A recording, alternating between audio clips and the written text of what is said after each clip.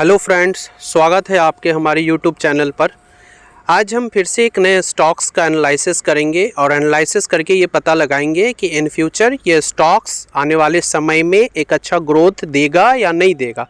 तो इसकी पता हमें कैसे लगेंगे, तो हम कुछ ऐसे रेशियोज़ को देखेंगे प्लस उसका फंडामेंटल एनालिसिस करके हम इनके बारे में पता लगाएंगे। लेकिन इससे पहले मैं आपको बता दूं कि मैंने आज एक स्टॉक को लिया है EIH limited, east India hotels limited. ठीक है, मैंने क्यों ईस्ट इंडिया होटल्स लिमिटेड का आज का ये स्टॉक्स लिया है, इसका रीज़न ये है ना कि ये सबसे बड़ी बात क्या है, ये मैं हर दिन की भांति मैं आपको बताऊं, जो न्यूज़ में बहुत ज़्यादा ब्रेकिंग न्यूज़ बहुत ज़्यादा सुर्खियों में रहता है ना, मैं उसी स्टॉक को लेना चाहता हूं और उसी स्टॉक्स को लेता भी हूं। राइट, चूँकि आज अयोध्या आप देखेंगे यूपी में, जो अयोध्या में जो ये राम मंदिर बनने ना, तो ये ओबेरॉय ग्रुप के ये कंपनीज़ है, इसकी अपनी बहुत सारे रिजॉर्ट्स हैं। उन्होंने एक मंशा बनाया है कि अब हम इनका जो है एक्सपेंशन करेंगे यूपी में भी। राइट, ये बातें अभी चल रही है, एक्सपेंशन के बारे में बता रहे हैं। चूँकि ये ईस्ट इंडिया कंपनीज़ के ईस्ट इंडियन कंपनीज़ के यानी ईस्टर्न साइड ऑफ इंडियाज़ वाले कंपनीज़ में अपना सबसे ज़्यादा जो है ना वो रिवाइज इम्प्लीमेशन देता है। इसीलिए सबसे बड़ी इम्पॉर्टेंट बात है, इन्होंने अपना एक मंशा जाहिर किया है कि हमारी कुछ कंपनीज़ जो है, हमारी कुछ रिजॉर्ट जो है, हमारी कुछ होटल्स जो है वो अयोध्या इट मीन्स यूपी में भी इस्टेब्लिशमेंट करेंगे। ऐसा कुछ इनकी प्रोफिशिएंसी निकल कर आ रही है। क्योंकि अगर ये ऐसा अगर होता है इन फ्यूचर, ये इसकी फंडामेंटल भी बहुत अच्छा है। इन फ्यूचर ये आने वाले समय में बहुत ज़्यादा ग्रोथ देने की पॉसिबिलिटीज़ रखती है, क्योंकि इसकी फंडामेंटल जो है वो भी बहुत अच्छी है। ठीक है, राइट। चलिए आज हम देखते हैं किसी भी शेयर का, किसी भी स्टॉक का हम कौन कौन से चीज़ से, कौन कौन से ऐसे मानक रेशियो, स्टैंडर्ड रेशियोज़ हैं जिनको चेक करके हम पता लगा सकते हैं कि सही मायने में ये स्टॉक इन फ्यूचर आने वाले समय में एक अच्छा ग्रोथ देगा या नहीं देगा। राइट, चलिए ये देखिए, पहला ये जो आता है, क्या कोई कंपनी कंसिस्टेंट ग्रोथ कर रहा है या नहीं कर रहा है। ठीक है, उसका कंसिस्टेंट ग्रोथ का होना सबसे ज़्यादा ज़रूरी है। नंबर 2, डेप्ट फ्री कंपनी होनी चाहिए। अगर वो कर्जा होगा, डेप्ट होगा, तो आने वाले समय में उसमें बहुत सारे प्रॉब्लम क्रिएट हो सकते हैं उस कंपनी का।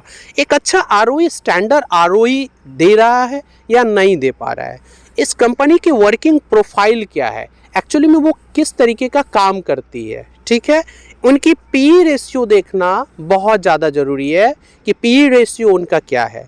फिर हम उसका कैश फ्लो स्टेटमेंट देखते हैं और सबसे ज़्यादा हमें ये देखना चाहिए इस कंपनीज़ को जो कंडक्ट कर रहे हैं, इस कंपनी को जो ऑपरेट कर रहे हैं, क्या उनकी मैनेजमेंट सही है या नहीं सही है। अगर उसकी मैनेजमेंट ही सही नहीं होंगे, उसमें केसेस होंगे, पुलिस केसेस होंगे, कोर्ट केसेस होंगे, तो ये सही मायने में आने वाले टाइम में एक अच्छा ग्रोथ नहीं देगा। राइट, इन सारे चीज़ों को हम बेहतर तरीके से एनालाइज करके हम पता करेंगे कि आने वाले समय में क्या ये स्टॉक, क्या ये शेयर एक अच्छा ग्रोथ दे सकता है या नहीं दे सकता है। राइट, चलिए देखते हैं इसका एनालाइजिंग करके। हम आते हैं यहाँ पर और आने के बाद देखिए इसकी आज की वैल्यूज़ जो है, ये 2% के गिरावट के साथ ये जो कंपनी है EIH लिमिटेड, ठीक है, होटल रिजॉर्ट एंड रेस्टोरेंट वाली ये स्टॉक है, 2% के वो डाउनफॉल के साथ आज का ये समराइज हुए हैं।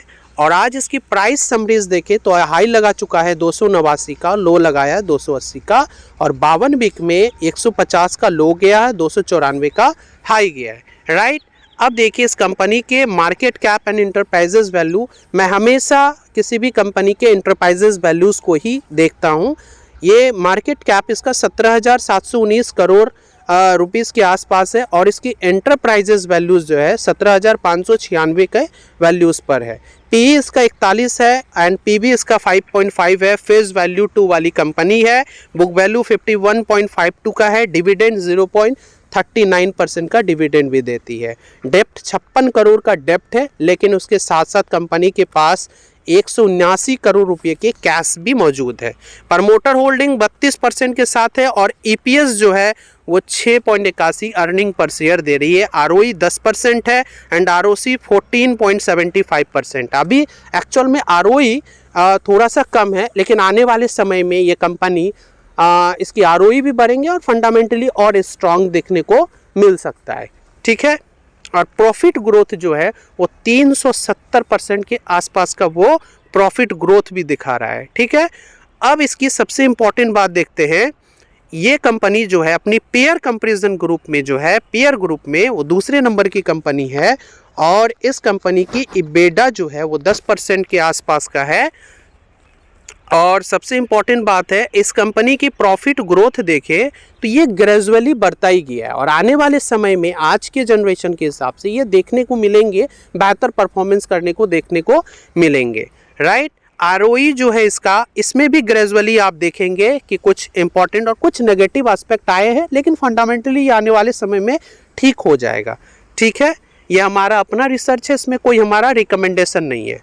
ठीक है, देन आफ्टर इसकी आरओसी जो है, ठीक है, इसकी आरओसी देन आफ्टर इसकी आरओसी जो है अगर आप देखेंगे, ठीक है, आरओसी देखेंगे तो ये भी 3 इयर्स में नेगेटिव एस्पेक्ट में गए थे, लेकिन फिर ये 1 ईयर में 14.75% का है। ठीक है, डेप्ट इसका 0.2 का है, प्राइस टू कैश वैल्यू 33% के आसपास का है, इंटरेस्ट कवर रेशियो 15 के आसपास का है, सीएफओ अपन पैट बहुत इंपॉर्टेंट रेशियोज है, 5 ईयर में ये 8.66 का दिखा रहा है। ठीक है, इस कंपनी के कुछ प्रमोटर होल्डिंग 32% के आसपास है, पब्लिक इसमें 49% का है, डोमेस्टिक इंस्टीट्यूशन 14% के आसपास का है एंड फॉरेन इंस्टीट्यूशन जो है इसमें 3.71 का। इट मीन्स दैट इसकी डिस्ट्रीब्यूशन जो है वो एल्गोरिदम के तौर पर दिखाया गया है इसमें। ठीक है, और ये प्लेज फ्री कंपनी है।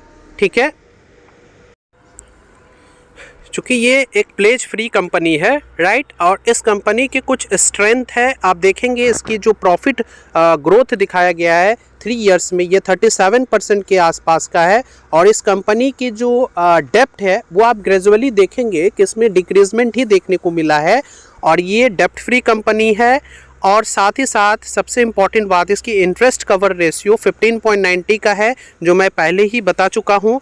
और सबसे बड़ी बात, इसकी कन्वर्जन कैश साइकिल -3.08.65 डेज़ का है, जो एक सही है एंड सीएफओ अपन पैट वो 8.66 का है, जो बहुत एक स्ट्रॉन्ग इंडिकेशन के तौर पर दिखा रहा है। राइट, इस कंपनी के कुछ लिमिटेशन है, इसकी लिमिटेशन को मैं पहले ही बता चुका हूँ। इसकी आरओई और आरओसी जो है कुछ नेगेटिव एस्पेक्ट के तौर पर है, लेकिन आने वाले समय में ये एक अच्छा ग्रोथ दिखा सकता है। ठीक है, और इसकी जो इबेडा है वो भी नेगेटिव एस्पेक्ट में डिक्रीमेंट के तौर पर ही हम देखने को मिला है। राइट, और इस कंपनी की अगर प्रॉफिट देखें, इसकी प्रॉफिट जो है, पहले इस कंपनी की प्रॉफिट धीरे धीरे पॉजिटिव थे, लेकिन बीच में फिर नेगेटिव होने के साथ साथ फिर जब वो ग्रेजुअली बढ़ते गए तो ये पॉजिटिव साइन के साथ बढ़ते गए हैं। ठीक है, आने वाले समय में ये अच्छा एक इम्प्रोवाइजेशन करके वो दिखा सकता है। ये हमारा अपना रिसर्च है। राइट, ये हमारा कोई आपका रिकमेंडेशन नहीं है।